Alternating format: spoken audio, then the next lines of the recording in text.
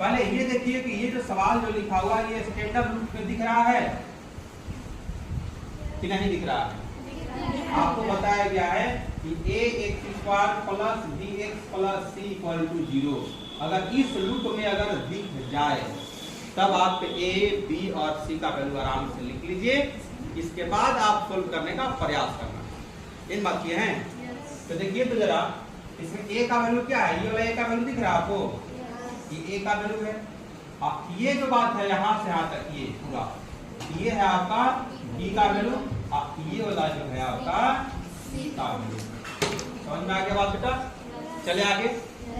तो देखिए अब यहीं से हम लोग इस बात को आगे लिखेंगे।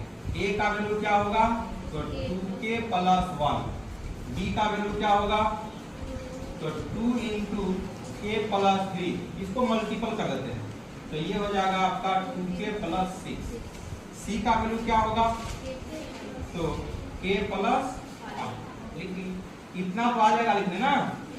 तब क्या बताए हैं k का वैल्यू निकालने के लिए? तुरंत बताए हैं b² minus 4ac equal to 0। यही हम लोग को देता है क्या चीज?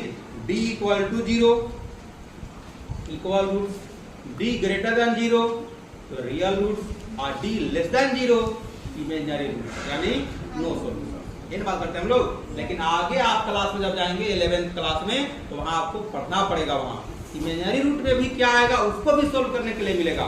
वहां एक नया मिलेगा आयोटा के सिंबल से आपको। ठीक है, अगला क्लास में मिलेगा।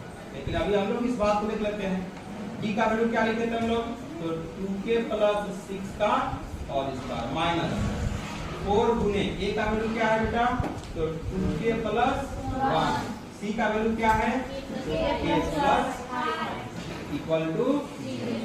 अब देखिए तो जरा यहाँ भी देखिए अलजेब्रिक एक्सप्रेशन आ गया कि नहीं? आप 6th क्लास में पढ़े होंगे ये चीज। वहां आप पढ़े होंगे एक्स वाई के रूप में, जेड के रूप में, PQRS के रूप में, लेकिन यहाँ दे दिया k के रूप में। आपको बताया गया है कि a से z तक यानी a to z जितना भी होता है अल्फाबेट जो होता है वो सब क्या होता है? वेरिएबल कहलाता है। और नंबर जो होता है वो कांस्टेंट कहलाता है। ये बात को हमेशा ध्यान रखिए। अब इसको देखिए, ध्यान दीजिए। यहाँ इसको तोड़िए, प्लस b का होल स्क्वायर कितना हो जाएगा ये?